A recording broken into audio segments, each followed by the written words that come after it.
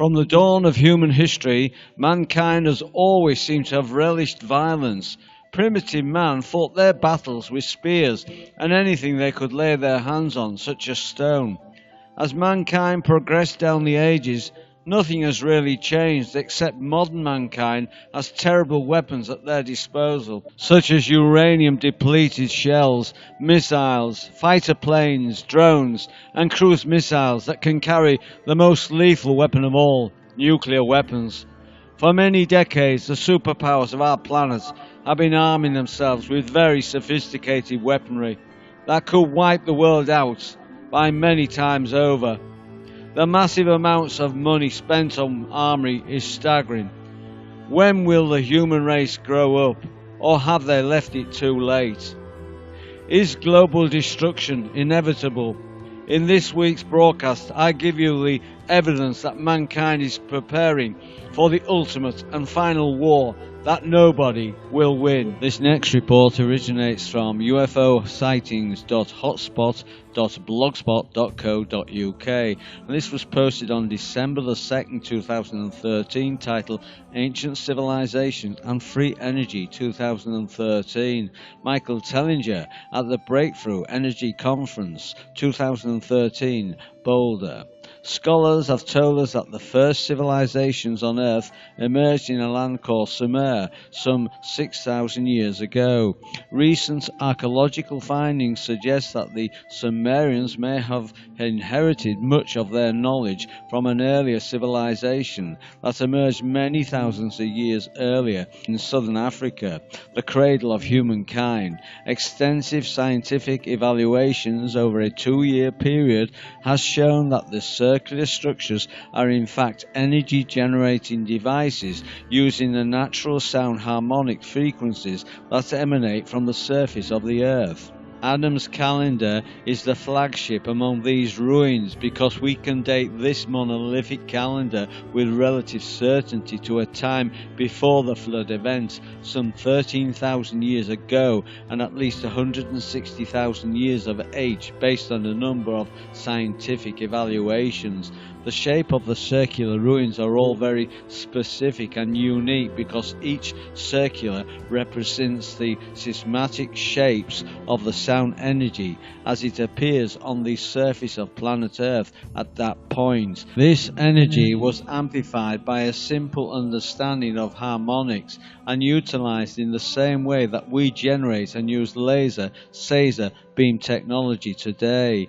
We have measured these energies and electromagnetic waves in spectacular fashion and therefore do not hesitate to make these claims. Some of the sound frequencies go into the extremely gigahertz levels, 380 gigahertz, which are unheard of on Earth today in a normal application.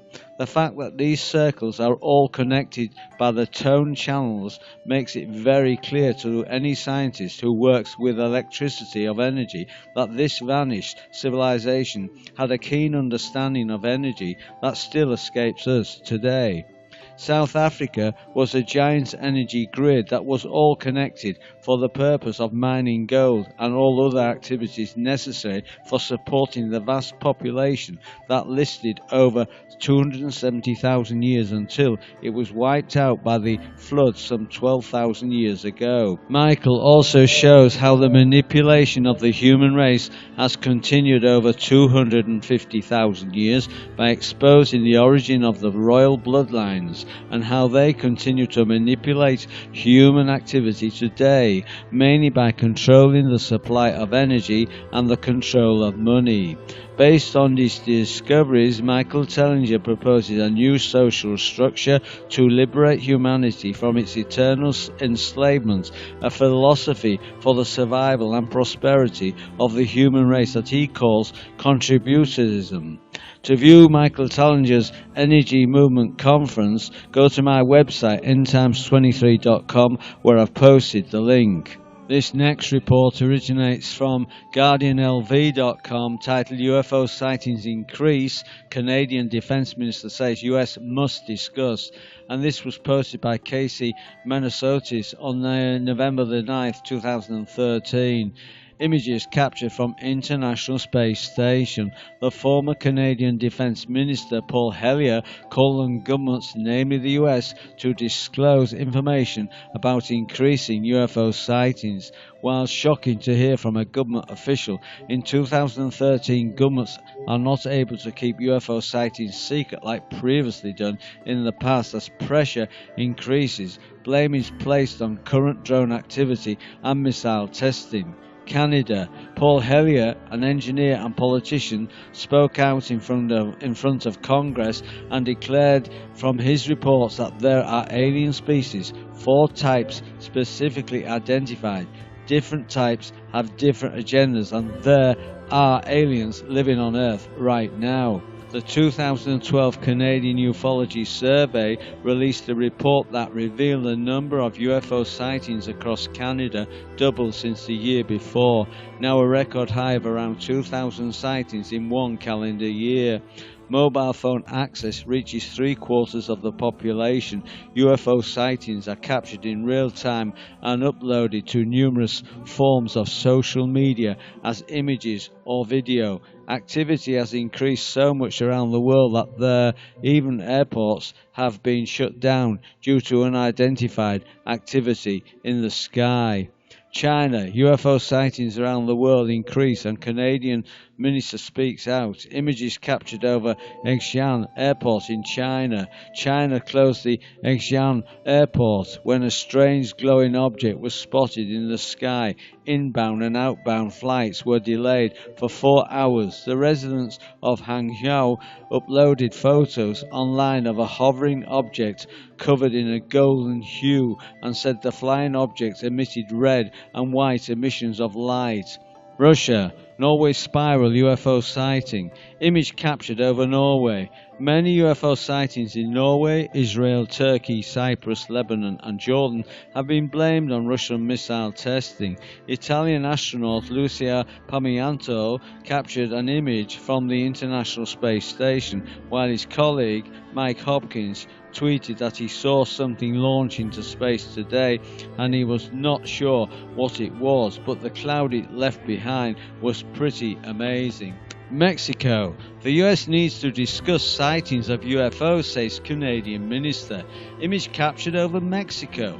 Camera and video captured a large group of unidentified foreign objects in the sky over Guadalajara, Peru. Due to increased sightings of anomalous aerial phenomena in Peru, the Air Force announces it is reopening the office responsible for UFO investigations. Colonel Julio Wunsch, the head of the Air Force Aerospace Interest Division, told reporters that many people don't report UFO sightings and declared that it is because they fear they will be labeled mad or made fun of. But nowadays, with new technology, cell phones, videos, Facebook, Twitter, they can be much more open without feeling that they are the only ones who have seen what they've seen. USA. The National UFO Research Center in the US said UFO spottings increased 42% from 2011 to 2012. Drones are currently being blamed for the increase. The CEO of the drone consulting firm Unmanned Response, Tony Halliett, summed up the overwhelming response from the public as they'll see something flying around their neighborhood with an LED light on, and it'll be an unidentified flying object for them. Nobody can be quite sure about what they are seeing. They can, however, find comfort in fellow onlookers seeing the same sightings and capturing it from all angles. According to some governments and organisations, UFO sightings are increasing. As they flood the internet, the former Canadian Defence Minister Paul Hellyer is joined by the citizens of the world in awaiting to hear disclosures from the US on the subject matter. Although official statements from any government in the world are rare, the internet might create the right kind of pressure for a discussion. By Casey Manasotis, CNET, Time, South China Morning Post and ABC. This following report originates from destinationisrael.biblesearchers.com, titled A Picture of the Death Angel the twin binary star Nibiru on the right, taken at Pacific Beach, Washington on July the 13th, 2013. This is caused in part with the curator GD bringing back his planetary death angel that flew over the great imperial power of Egypt and destroyed the Egyptian empire for many generations. So today the Death Star Nibiru is a dark dwarf binary star the size of Jupiter and 10 times the mass of our largest planet, is returning to revisit planet Earth after a 3,600-year journey into outer space and back. It is all but assured that there will be a pole shift, as our magnetic North Pole has been speeding up every year on its way to a new polar centre somewhere in Siberia. The destruction of the Earth's megacities will wipe billions of peoples from the face of the Earth. Large sectors of the Earth will be inundated or subducted with mega tsunamis, as large cities will disappear as they have done in the ancient past. It is expected that with just the effects of global warming that the elevation of the waters of the oceans will increase by over 200 feet. Those figures escalate upwards to over 650 feet, with certain conditions of major tectonic changes that are destined to transform the whole Earth.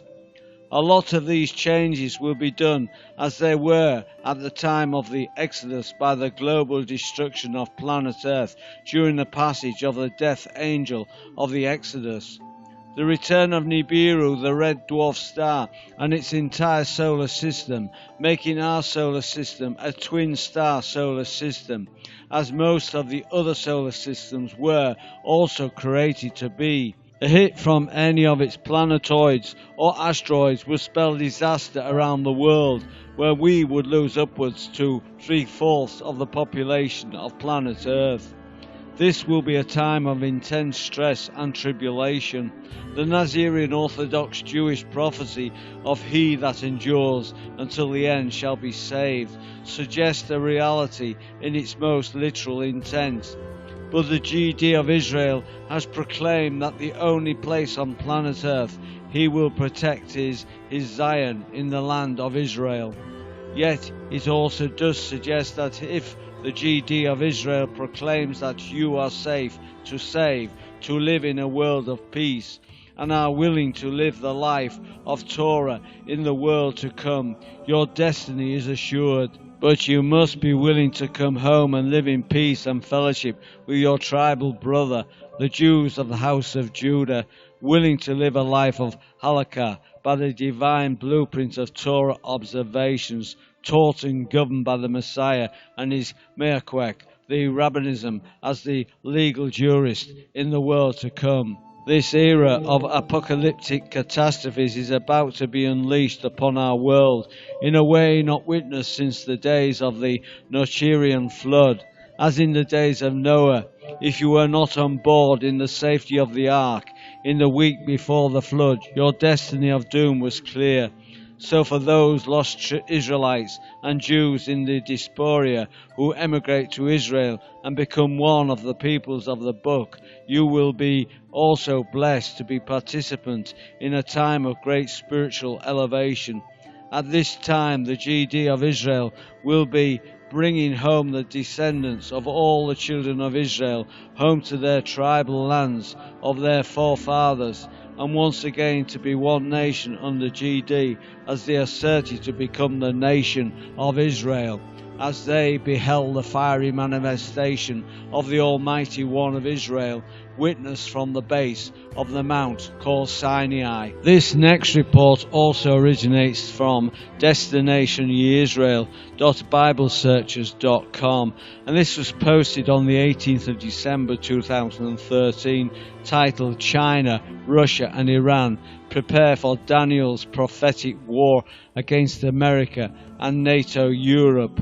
Do the Jewish rabbinic prophecies give us a timeline for the final events on planet Earth? The 2013 East China Sea Air Defense Identification Zone It is a well-known fact that the nations of Iran today has two chief allies, Russia and China. They have stood by Iran through the thick and thin, especially with controlling interest as permanent members of the United Nations Security Council. Without Russia and China, Shiite Iran would have been history decades ago. Today, again, they are proving they will be prepared to stand in opposition to the United States and NATO because all four are vying for the world dominion. So also the rest of the world's prophetic nations are aligning themselves either for or against of the two global forces. If we think that this is a static condition, think again. On the heels of the Geneva Agreements, in which China was one of the 6 world powers within hours after the Geneva Agreement, China published the coordinates for their bid to take complete military control of the East China Sea. Called the East China Sea Air Defense Identification Zone, China claimed that the disputed and uninhabited islands known as the Senkaku in Japan and the Diaoyu are within their realm of international control. It therefore gives the territorial dominion over these islands if they are now united under China's military control. China also published the warning that any aircraft flying over this region could provoke defensive emergency measures against the aircraft that failed to identify itself. Suddenly, the United States, in an act of defiance to China's changing the international rules controlling this region of the East China Sea, dispatched 2 unarmed US B-52 bombers to fly over the disputed islands, accepted by the international community as belonging to Japan. This was done while doing training maneuvers in the East China Sea. Japan followed suit as their planes continued to fly through this new airspace zone. With this posturing concerning who has the right to change or not to change the international rule of control concerning this region, Sun Zhi, a professor at the Center for US-China Relations at Tsinghua University in Beijing, stated, "If the United States conducts 2 or 3 more flights like this, China will be forced to respond.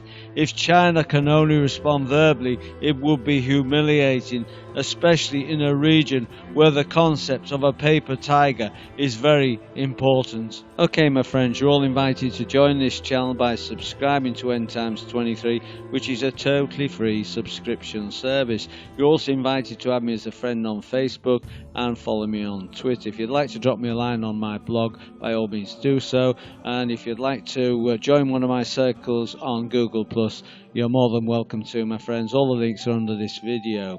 All this week's news links can be found on my website, endtimes23.com. The link is under this video. Just click on the link and go to the top left hand corner of the opening page and click on the Cosmic News link. You will find all this week's news links at the top of the page under this week's title video. Well, that's your lot for this week, my friends. I do hope you enjoyed the show. I'll be back with you in a week's time with another edition of Informing You. So until then, this is your Informer signing off, friends. I'll see you on the flip side.